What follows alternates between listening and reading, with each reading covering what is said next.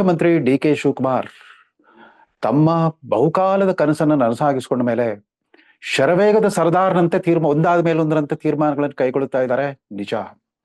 ಅಷ್ಟರ ಮಟ್ಟಿಗೆ ಕಳೆದ 3 ವರ್ಷಗಳಿಂದ ಅಧಿಕಾರದಲ್ಲಿದ್ದ ಸರ್ಕಾರಕ್ಕೂ ತಮ್ಮ ನೇತೃತ್ವದ ಸರ್ಕಾರಕ್ಕೂ ಒಂದು ಗುಣಾತ್ಮಕವಾದ ಬದಲಾವಣೆ ತರ್ತಾ ಇದ್ದೇನೆ ಅನ್ನೋ ಒಂದು ಪುರಾವೆಯನ್ನು ಕೊಡ್ತಾ ಇದ್ದಾರೆ. ಒಂದು ಝಲಕ್ ತೋರಿಸ್ತಾ ಇದ್ದಾರೆ ಕರ್ನಾಟಕ ಜನರಿಗೆ. ಅದರಲ್ಲೂ ತಮ್ಮ ಮೊದಲ ಸಚಿವ ಸಂಪುಟದ ಸಭೆಯಿಂದ ಹೊರಗೆ ಬಂದಾಕ್ಷಣವೇ ಹಲವಾರು ಘೋಷಣೆಗಳನ್ನು ಮಾಡಿಬಿಟ್ರು.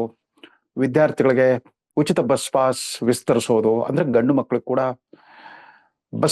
ಉಚಿತ ಬಸ್ ಪಾಸ್ ವಿತರಣೆ, ಜೊತೆಗೆ 10,000 ಭಾರತ್ ಜೋಡೋ ಯೋಜನಾ ಕೇಂದ್ರಗಳ ಸ್ಥಾಪನೆ, ಒಂದೊಂದಕ್ಕೆ ತಲಾ 10 ಲಕ್ಷ ರೂಪಾಯಿ ಅನುದಾನ ನೀಡಿಕೆ, ಅದಕ್ಕೋಸ್ಕರ ಮುಂಗಡವಾಗಿ 1,000 ಕೋಟಿ ಅನುದಾನ ಬಿಡುಗಡೆ, ಜೊತೆಗೆ ಬಿ ಖಾತಾವನ್ನ ಎ ಖಾತಾವಾಗಿ ಪರಿವರ್ತನೆ ಮಾಡಲಿಕ್ಕೆ ಈ ಎಲ್ಲ ರಾಜ್ಯದ ಎಲ್ಲ ಬಿ ಮತ್ತು ಸಿ ದರ್ಜೆ ನಗರಗಳಿಗೂ ಕೂಡ ವಿಸ್ತರಣೆ, ಅದಕ್ಕಾಗಿ ಕಟ್ಟಬೇಕಾಗಿದ್ದ ದಂಡದ ಪ್ರಮಾಣವನ್ನ 5% ಇಂದ 2% ಇಳಿಸಿದ್ದೇವೆ. ದಿಲ್ಲಿಯಲ್ಲಿ 4ನೇ ಕರ್ನಾಟಕ ಭವನದ ನಿರ್ಮಾಣಕ್ಕಾಗಿ 850 ಕೋಟಿ ರೂಪಾಯಿಗಳ ಯೋಜನೆಗೆ ಮಂಜೂರಾತಿ. ಅಲ್ಲಿ ಈ IAS, IPS, IFS ಇತ್ಯಾದಿ ಸ್ಪರ್ಧಾತ್ಮಕ ಪರೀಕ್ಷೆಗಳಿಗೆ ಹಾಜರಾಗುವ ವಿದ್ಯಾರ್ಥಿಗಳಿಗೆ, ಕರ್ನಾಟಕ ಮೂಲದ ವಿದ್ಯಾರ್ಥಿಗಳಿಗೆ ಅಲ್ಲಿ ವಸತಿ ಮತ್ತು ಭೋಜನದ ವ್ಯವಸ್ಥೆ, ಅಲ್ಲಿ ಅನುಕೂಲ ಮಾಡಿಕೊಡ್ಲಿಕ್ಕೆ ಒಂದು ಹೊಸ ವ್ಯವಸ್ಥೆ ಜಾರಿ. ಅದ್ರ ಜೊತೆಗೆ ಪಟ್ಟು ಬಿಡದಂತೆ ಬಿಡದಿಯಲ್ಲಿ ಶತಾಯಗತಾಯ ಆರ್ಟಿಫಿಷಿಯಲ್ ಇಂಟೆಲಿಜೆನ್ಸ್ ಟೌನ್ಶಿಪ್ ಮಾಡೇ ತೀರ್ತೇನೆ ಅನ್ನೋ ಒಂದು ದೊಡ್ಡ ತೀರ್ಮಾನ, ಬಹುದೊಡ್ಡ ತೀರ್ಮಾನ. ಅದು ಈಗಾಗಲೇ ಜಾತ್ಯತೀತ ಜನತಾದಳದ ನಾಯಕ ಮತ್ತು ಕೇಂದ್ರ ಭಾರಿ ಉದ್ಯಮ ಸಚಿವ HD ಕುಮಾರಸ್ವಾಮಿ ಅವ್ರ ನಡುವೆ ಮುಖಾಮುಖಿ ಜಟಾಪಟಿ ಶುರುವಾಗಿಬಿಟ್ಟಿದೆ. ಒಂದ್ ಕಡೆ ರೈತರ ಆ ಯೋಜನೆ ಪರವಾಗಿರೋ ರೈತರ ಹೋರಾಟ, ಮತ್ತೊಂದ್ ಕಡೆ ಯೋಜನೆಯನ್ನ ವಿರೋಧಿಸೋ ರೈತರ ಹೋರಾಟ. ಇವೆಲ್ಲದರ ಮಧ್ಯೆ ಜನಸಾಮಾನ್ಯರನ್ನ ಕಾಡ್ತಾ ಇರೋ ಪ್ರಶ್ನೆ ಯಾವುದು ಅಂತಂದ್ರೆ, ಕೇವಲ 33% ಮಂತ್ರಿಮಂಡಲವನ್ನು ಇಟ್ಕೊಂಡ್ಬಿಟ್ಟು, ಅಂದ್ರೆ 13 ಜನ ಮಾತ್ರ ಸಚಿವ ಹುದ್ದೆಗಳನ್ನ ಅವತ್ತು ಪ್ರಮಾಣ ವಚನ ಮಾಡಿಸ್ಬಿಟ್ರು. ಹೀಗೆ ಅಪೂರ್ಣ ಮಂತ್ರಿಮಂಡಲವನ್ನು ಇಟ್ಕೊಂಡ್ಬಿಟ್ಟು ಹಲವಾರು ಅಗಾಧ ಬಗೆಯ ತೀರ್ಮಾನಗಳನ್ನ ಯಾಕೆ ತರಾತುರಿಯಲ್ಲಿ ತೆಗೆದುಕೊಳ್ತಾ ಇದ್ದಾರೆ? ಒಂದಾದ್ಮೇಲೆ ಒಂದರಂತೆ ಇಷ್ಟೊಂದು ಆತುರದಲ್ಲಿದ್ದಾರೆ ಡಿ.ಕೆ. ಶಿವಕುಮಾರ್. ನಮ್ಗೆ ಅರ್ಥವಾಗ್ತಾ ಇದೆ, ಹೌದು, ಹಿಂದಿನ ಸರ್ಕಾರಕ್ಕೆ ಸ್ವಲ್ಪ ಜಡತ್ವ ಬಂದಿತ್ತು, ಅದಕ್ಕೆ ನಾಯಕರು ಕಾರಣ ಅಥವಾ ಆ ಸರ್ಕಾರದಲ್ಲಿದ್ದ ಬಹುಪಾಲು ಸಚಿವರ ಕಾರ್ಯವೈಖರಿ ಆ ತರ ಇತ್ತು, ಅದು ಬೇರೆ. ಖಂಡಿತವಾಗೂ ಡಿ.ಕೆ. ಶಿವಕುಮಾರ್ ಈ ಮುಖ್ಯಮಂತ್ರಿ ಪದವಿಗಳಿಗಾಗಿ ವರ್ಷಗಟ್ಟಲೆ ತಯಾರಿ ಮಾಡ್ಕೊಂಡು ಬಂದಿದ್ರು ಅನ್ನೋ ರೀತಿಯಲ್ಲಿ ಅವರ ಪ್ರತಿನಿತ್ಯದ ಕಾರ್ಯಚಟುವಟಿಕೆ ನೋಡಿದಾಗ ಅನಿಸ್ತಾ ಇರುತ್ತೆ. ಅಷ್ಟೇ ಅಲ್ಲ, ಮುಖ್ಯಮಂತ್ರಿಯ ನಿವಾಸವನ್ನು ಕೂಡ ಈಗಿರುವ ಕಾವೇರಿಯ ಬದಲು ಕುಮಾರ ಕೃಪಾ ಅತಿಥಿ ಗೃಹಕ್ಕೆ, ಇತಿಹಾಸ ಪ್ರಸಿದ್ಧವಾದ ಕುಮಾರ ಕೃಪಾ ಅತಿಥಿ ಗೃಹಕ್ಕೆ ವರ್ಗಾವಣೆ, ಅಲ್ಲಿ ಸೂಕ್ತವಾದ ರಿಪೇರಿ ಕಾರ್ಯ ಆಗ್ಲೇ ಕಾರ್ಯಾರಂಭ ಮಾಡಿಬಿಟ್ಟಿದೆ. ಜೊತೆಗೆ ಕೃಷ್ಣಾದಲ್ಲಿ ಕೂಡ ಅಜ್ಜಯ್ಯನ ಫೋಟೋ ಇಟ್ಬಿಟ್ಟು ತಮ್ಮ ಅಧಿಕೃತ ಹೋಮ್ ಆಫೀಸ್ ಕೆಲಸವನ್ನು ಕೂಡ ಶುರು ಮಾಡಿದ್ರು. ಇದೆಲ್ಲದರ ನಡುವೆ ಯಾಕೆ ಮುಖ್ಯಮಂತ್ರಿ ಆಗ್ಲಿಕ್ಕೆ ಕಳೆದ 8-9 ತಿಂಗಳಿಂದ ಅವಸರ ಮಾಡ್ತಾ ಇದ್ದ ಡಿ.ಕೆ. ಶಿವಕುಮಾರ್ ಮಂತ್ರಿ ಮಂಡಳದ ವಿಸ್ತರಣೆಗೆ ಯಾಕೆ ಅವಸರ ಮಾಡ್ತಾ ಇಲ್ಲ? ಪೂರ್ಣ ಪ್ರಮಾಣದ ಮಂತ್ರಿ ಮಂಡಳ ರಚನೆಗೆ ನನಗೆ ಅನುಮತಿ ಕೊಡಿ ಅಂತ ಯಾಕೆ ಹೈಕಮಾಂಡ್ ಅನ್ನ ಆಗ್ರಹಿಸ್ತಾ ಇಲ್ಲ? ಈ ಪ್ರಶ್ನೆ ಎಲ್ಲರನ್ನು ಕಾಡ್ತಾ ಇದೆ. ಯಾಕೆ ಅಂತಂದ್ರೆ, ಹಲವಾರು ತೀರ್ಮಾನಗಳು ಈ ರೀತಿ 13 ಜನ ಸಚಿವರನ್ನ ಇಟ್ಕೊಂಡ್ಬಿಟ್ಟು ದೂರಗಾಮಿ ಪರಿಣಾಮ ಬೀರಬಲ್ಲ ತೀರ್ಮಾನಗಳನ್ನು ಕೈಗೊಳ್ತಾ ಹೋದ್ರೆ, ನಾಳೆ ಯಾವ್ದಾದ್ರು ಒಂದು ತಿರುವು ಮುರುವು ಆದ್ರೆ, ಸರ್ಕಾರಕ್ಕೆ ಅದರಲ್ಲಿ ಹಿನ್ನಡೆ ಆದ್ರೆ, ಮುಜುಗರವಾದ್ರೆ ಅವರೊಬ್ಬರೇ ಜವಾಬ್ದಾರಿಯನ್ನ ಭರಿಸ್ಬೇಕಾಗುತ್ತೆ. ಇದೊಂದು ಏಕಪಾತ್ರಾಭಿನಯದ ಸರ್ಕಾರ ಅಂತ ಅನ್ಸ್ಕೊಂಡ್ ಬಿಡಬಾರ್ದು.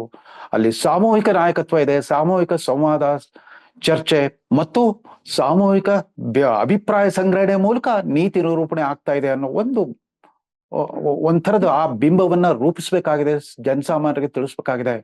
ತಂದು ಏಕಪಾತ್ರಾಭಿನಯದ ಸರ್ಕಾರವಲ್ಲ, ಇಲ್ಲೂ ಕೂಡ ಸಾಮೂಹಿಕ ನಾಯಕತ್ವವಿದೆ. ನನ್ನ ಸಚಿವ ಸಂಪುಟದ ಸಹೋದ್ಯೋಗಿಗಳು ಕೂಡ ಸಮಾನವಾದ ಹಕ್ಕು, ಅಧಿಕಾರ, ಅವಕಾಶ ಎಲ್ಲವನ್ನು ಕೊಟ್ಟಿದ್ದೇನೆ ಅಂತ, ಒಂದು ಕ್ರಿಯಾ ಸ್ವಾತಂತ್ರ್ಯ ಕೊಟ್ಟಿದ್ದೇನೆ ಅಂತ ಜನರಿಗೆ ಅನಿಸೋ ರೀತಿಯಲ್ಲಿ ಅವ್ರು ಕೆಲಸ ಮಾಡ್ಬೇಕಾಗಿದೆ. ಇಲ್ಲದೆ ಹೋದ್ರೆ ಆಕ್ಷೇಪಾರ್ಹವಾದದ್ದಂತೂ ಏನೂ ಇಲ್ಲ. ಅದರಲ್ಲೂ ಭ್ರಷ್ಟಾಚಾರದಲ್ಲಿ ಸಿಕ್ಕಾಕೊಳ್ತಾ ಇರೋ ಪೊಲೀಸ್ ಅಧಿಕಾರಿಗಳು, ಅಬ್ಕಾರಿ ಇಲಾಖೆ ಅಧಿಕಾರಿಗಳಿಗೆ ಆಗಿಂದಾಗ್ಯನೇ ತೀವ್ರತಮವಾದ ಎಚ್ಚರಿಕೆಯನ್ನು ಕೊಡ್ತಾ ಬಂದಿದ್ದಾರೆ. ಇದರ ನಡುವೆ 2 ಹೊಸ ಇಲಾಖೆಗಳನ್ನು ಕೂಡ ಸ್ಥಾಪಿಸ್ತಾ ಇದ್ದಾರೆ. ಈಗಾಗಲೇ ಒಂದರ ಘೋಷಣೆ ಆಗೋಗ್ಬಿಡ್ತು, ಜನಸೇವಾ ಇಲಾಖೆ ಅಂತ ಅಂದ್ಬಿಟ್ಟು ಪ್ರತ್ಯೇಕ ಇಲಾಖೆ, ಅದಕ್ಕೊಬ್ಬ ಬಹುಶಃ ಪ್ರತ್ಯೇಕ ಸಚಿವರು ಬರ್ತಾರೆ ಅಂತ ಕಾಣುತ್ತೆ. ಇವತ್ತಿನ ಪತ್ರಿಕೆಗಳ ಪ್ರಕಾರ ವಿದೇಶಿ ಬಂಡವಾಳ ಹೂಡಿಕೆ ಅದಕ್ಕೋಸ್ಕರವೇ ಮತ್ತೊಂದು ಇಲಾಖೆಯನ್ನು ನಿರ್ಮಾಣ ಮಾಡ್ತಾರಂತೆ.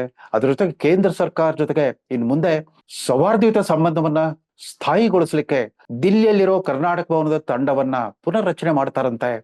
ಅನೇಕ ಹಾಲಿ ಮತ್ತು ನಿವೃತ್ತ ಹಿರಿಯ ಆಡಳಿತಗಾರರ ಒಂದು ತಂಡವನ್ನ ರಚಿಸ್ಬಿಟ್ಟು ಕೇಂದ್ರ ಸರ್ಕಾರದಲ್ಲಿ ಬಾಕಿ ಉಳಿದಿರುವ ಎಲ್ಲ ಯೋಜನೆಗಳು ಮತ್ತು ಕೇಂದ್ರ ಸರ್ಕಾರದಿಂದ ಬರಬೇಕಾದ ಅನುದಾನವನ್ನ ಬಿಡುಗಡೆ ಮಾಡಿಸೋದನ್ನ ಚುರುಕುಗೊಳಿಸುವ ಪ್ರಯತ್ನದಲ್ಲಿ ಕೂಡ ತಾವಿದ್ದಾರಂತೆ.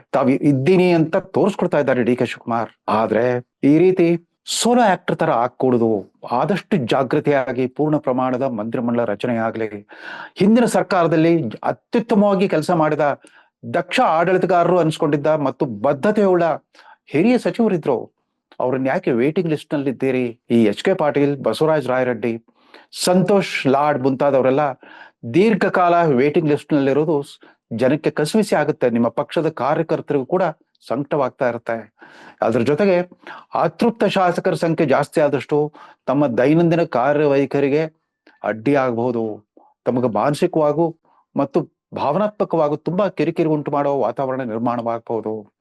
ನೆನಪಿಲ್ಲ, ಅವ್ರಿಗೂ ಗೊತ್ತಿದೆ ಈ ನಿಕಟಪೂರ್ವ ಮುಖ್ಯಮಂತ್ರಿ ಸಿದ್ದರಾಮಯ್ಯ ಮತ್ತು ಅವರ ಬಣ, ಅವರ ಬೆಂಬಲಿಗರ ಪಡೆ ಇವತ್ತಿಗೂ ಜಾಗೃತವಾಗಿದೆ. ಪ್ರಚಲಿತ ರಾಜಕೀಯ ವಿದ್ಯಮಾನಗಳನ್ನೆಲ್ಲ ಸೂಕ್ಷ್ಮವಾಗಿ ಗಮನಿಸ್ತಾ ಇದ್ದಾರೆ. ಒಂದಷ್ಟು ಆರಂಭಿಕ ರಾಜಕೀಯ ಚಟುವಟಿಕೆಗಳ ನಂತರ, ಅಂದ್ರೆ ವಿಧಾನ ಪರಿಷತ್ ಚುನಾವಣೆ ಮುಗಿದ ನಂತರ ವಿಶ್ರಾಂತಿಗೋಸ್ಕರ ಕೇರಳದ ಪ್ರವಾಸ ಮಾಡ್ಕೊಂಡು ಬಂದಿರೋ ಮಾಜಿ ಮುಖ್ಯಮಂತ್ರಿ ಸಿದ್ದರಾಮಯ್ಯನವರು ಮತ್ತೆ ಕಾರ್ಯೋನ್ಮುಖರಾಗಬಹುದು. ಅಷ್ಟೊಳಗಾಗಿ ವಿವಿಧ ಬಣಗಳನ್ನ, ವಿವಿಧ ಜಾತಿ, ಜನಾಂಗ, ಧರ್ಮ ಮತ್ತು ಪ್ರಾದೇಶಿಕ ಪ್ರಾತಿನಿಧ್ಯವನ್ನ ಪೂರೈಸಬಲ್ಲ ಒಂದು ಅತ್ಯುತ್ತಮವಾದ ಮಂತ್ರಿಮಂಡಲವನ್ನು ರಚಿಸ್ಕೊಂಡ್ರೆ ಅವರ ದೈನಂದಿನ ಚಟುವಟಿಕೆಗೆ ಹೆಚ್ಚು ಅರ್ಥ ಬರುತ್ತೆ. ಅದ್ರ ಜೊತೆಗೆ ಒಂದ್ ಮಾತು, ಮೊನ್ನೆ ಈಗಿರೋ 13 ಜನ ಸಚಿವರಿಗೆ 2-3 ಜಿಲ್ಲೆಗೆ ಉಸ್ತುವಾರಿ ಸಚಿವರನ್ನಾಗಿ ನೇಮಿಸಿದ್ದಾರೆ. ಈ ಉಸ್ತುವಾರಿ ಸಚಿವ ಅನ್ನೋ ಈ ಪದ್ಧತಿ ಜಾರಿಗೆ ಬಂದಿದ್ದು 1983-84ರಲ್ಲಿ. ಅವತ್ತು ರಾಜ್ಯದ ಪ್ರಪ್ರಥಮ ಕಾಂಗ್ರೆಸ್ಸೇತರ ಸರ್ಕಾರ, ಜನತಾ ಸರ್ಕಾರದ ಮುಖ್ಯಮಂತ್ರಿ ಆಗಿದ್ದ ರಾಮಕೃಷ್ಣ ಹೆಗಡೆ ಅವರು ಜಾರಿಗೆ ತಂದ್ರು. ಆದ್ರೆ ಆ ವ್ಯವಸ್ಥೆ ಏನಾಗ್ಬಿಟ್ಟಿದೆ ಅಂತಂದ್ರೆ, ಈ ರೀತಿ ಒಂದೊಂದು ಜಿಲ್ಲೆಗೆ ಉಸ್ತುವಾರಿ ಆಗಿರೋ ಸಚಿವರುಗಳೆಲ್ಲ ಅನೇಕ ಮಂದಿ ಒಂದಿಷ್ಟು ಗೌರವಾನ್ವಿತ ಅಪವಾದಗಳನ್ನು ಹೊರತುಪಡಿಸಿ ತಾವು ಕರ್ನಾಟಕದ ಎಲ್ಲ 31 ಜಿಲ್ಲೆಗಳ ಮಂತ್ರಿ ಅನ್ನೋದನ್ನ ಮರ್ತವ್ರ ತರ ವರ್ತಿಸ್ತಾರೆ. ಅದರಲ್ಲೂ ಕೆಲವು ಬೆಂಗಳೂರು ಕೇಂದ್ರಿತ ಮಂತ್ರಿಗಳು, ಅವ್ರು ಬೆಂಗಳೂರು ಬಿಟ್ಟು ಎಲ್ಲೂ ಹೋಗೇ ಇಲ್ಲ. ಅವರು ಯಾವುದೇ ಇಲಾಖೆ ವಹಿಸ್ಕೊಳ್ಳಿ ಬೆಂಗಳೂರಲ್ಲೇ ಕೂತ್ಕೊಂಡ್ಬಿಟ್ಟು ರಿಮೋಟ್ ಕಂಟ್ರೋಲ್ ಆಡಳಿತ ನಡೆಸ್ತಾ ಇರ್ತಾರೆ. ಮಂಡ್ಯದ ಮಂತ್ರಿಗಳು ಬೀದರ್ಗೆ ಹೋಗಲ್ಲ, ಬೀದರ್ ಮಂತ್ರಿಗಳು ಕೊಳ್ಳೇಗಾಲ, ಚಾಮರಾಜನಗರ ಕಡೆ ಬರೋದು ಅಪರೂಪ. ಹೀಗಾಗ್ಕೊಡ್ದು. ಎಲ್ಲ ಸಚಿವರು ಎಲ್ಲ 31 ಜಿಲ್ಲೆಗಳಿಗೆ ನಿರಂತರವಾಗಿ ಸಂಚರಿಸ್ತಾ ಇರಬೇಕು, ಸಂಪರ್ಕ ಇಟ್ಕೊಂಡಿರ್ಬೇಕು. ಎಲ್ಲ ರಾಜ್ಯದ ಮೂಲೆಗಳಲ್ಲಿ ಜನಸಾಮಾನ್ಯರ ಅಳನ್ನ ಆಲಿಸ್ಬೇಕು, ಪರಿಹಾರವನ್ನ ಹುಡುಕೊಡೋ ರೀತಿಯಲ್ಲಿ ಹೊಸ ಬಗೆಯ ಕಾರ್ಯವೈಖರಿಯನ್ನ ರೂಪಿಸೋದು ಇವತ್ತಿನ ಅಗತ್ಯವಾಗಿದೆ. ಅದ್ರ ಜೊತೆಗೆ ಮುಖ್ಯಮಂತ್ರಿ ಡಿ ಕೆ ಶಿವಕುಮಾರ್ ಅವರು ಅಧಿಕಾರ ವಹಿಸಿಕೊಂಡಾಗಿನಿಂದ ಬಹುಪಾಲು ಸಾರ್ವಜನಿಕ ಚರ್ಚೆ ಸಂವಾದಗಳೆಲ್ಲ ಬೆಂಗಳೂರಿನಲ್ಲಿ ಬಾಕಿ ಉಳಿದಿರೋ ಸಮಸ್ಯೆಗಳನ್ನು ಬಗೆಹರಿಸೋದು, ಬೆಂಗಳೂರಲ್ಲಿ ಬಾಕಿ ಉಳಿದಿರೋ ಬೃಹತ್ ಇನ್ಫ್ರಾಸ್ಟ್ರಕ್ಚರ್ ಯೋಜನೆಗಳಿಗೆ ಸಾವಿರಾರು ಕೋಟಿ ಮಂಜೂರಾತಿ ಮಾಡೋದು ಇತ್ಯಾದಿಗಳ ವಿಚಾರವೇ. ಡಿ ಕೆ ಶಿವಕುಮಾರ್ ಮುಖ್ಯಮಂತ್ರಿ ಆಗಿರೋದು ಬರೀ ಬೆಂಗಳೂರಿಗೆ ಮಾತ್ರವಲ್ಲ, ಬೆಂಗಳೂರು ಮಹಾನಗರಕ್ಕೆ ಮಾತ್ರವಲ್ಲ, ಇಡೀ ಕರ್ನಾಟಕಕ್ಕೆ ಅವರು ಮುಖ್ಯಮಂತ್ರಿ ಆಗಿರೋದ್ರಿಂದ ಎಲ್ಲೋ ಒಂದ್ ಕಡೆ ಗ್ರಾಮೀಣ ಕರ್ನಾಟಕ ಅನ್ನೋದೇ ಒಂದು ನೇಪಥ್ಯಕ್ಕೆ ಸರಿದು ಬಿಟ್ಟಿದೆ. ಸುದ್ದಿ ಮಾಧ್ಯಮಗಳ ದೃಷ್ಟಿಯಲ್ಲೂ ಕೂಡ, ರಾಜಕೀಯ ವಿಮರ್ಶಕರ ಚರ್ಚಾಗೋಷ್ಠಿಗಳಲ್ಲೂ ಕೂಡ ಗ್ರಾಮೀಣ ಕರ್ನಾಟಕದ ಬಗ್ಗೆ ಯಾರು ಉಸಿರೆತ್ತಾ ಇಲ್ಲ. ಹಾಗಾಗ್ಕೊಡ್ದು. ಈ ಮುಂಬರುವ ಸಚಿವ ಸಂಪುಟ ರಚನೆಯಲ್ಲಿ, ಪೂರ್ಣ ಪ್ರಮಾಣದ ಸಚಿವ ಸಂಪುಟ ರಚನೆಯಲ್ಲಿ ಡಿ ಕೆ ಶಿವಕುಮಾರ್ ಈ ವಿಷಯವನ್ನು ಕೂಡ ಗಮನದಲ್ಲಿಟ್ಕೊಂಡ್ಬಿಟ್ಟು ಇಡೀ ರಾಜ್ಯಕ್ಕೆ ಒಂದು ಮಾದರಿ ಗ್ರಾಮ ಸ್ವರಾಜ್ಯ ವ್ಯವಸ್ಥೆಯನ್ನ ಮರುಸ್ಥಾಪಿಸೋ ರೀತಿಯಲ್ಲಿ ಕೆಲಸ ಮಾಡಬಲ್ಲ ಒಬ್ಬ ಹಿರಿಯ ಸಹೋದ್ಯೋಗಿಯನ್ನ ನೇಮಿಸ್ಬೇಕು. ತನ್ಮೂಲಕ ತಾನು ಗ್ರಾಮೀಣ ಕರ್ನಾಟಕವನ್ನು ನಿರ್ಲಕ್ಷಿಸ್ತಿಲ್ಲ ಅನ್ನೋ ಅಭಿಪ್ರಾಯವನ್ನ ಮೂಡಿಸ್ಬೇಕಾಗಿದೆ. ಕಡೆಯ ಸಲಹೆ ಅಂತಂದ್ರೆ, ತಾವು ಅನೇಕ ಗ್ಯಾರಂಟಿಗಳನ್ನು ಕೊಟ್ಟಿದ್ದೀರಿ.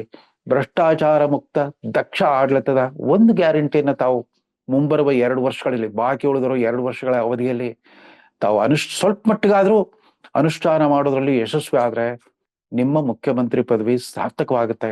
ಜನ ನಿಮ್ಮ ಮೇಲೆ ಇಟ್ಕೊಂಡಿರೋ ನಿರೀಕ್ಷೆಗಳು ಅರ್ಥಪೂರ್ಣ ಅನ್ಸುತ್ತವೆ ಅಂತ ಹೇಳ್ತಾ ಈ ಸಂಚಿಕೆಯನ್ನು ಮುಗಿಸ್ತಾ ಇದ್ದೇನೆ. ನಮಸ್ಕಾರ.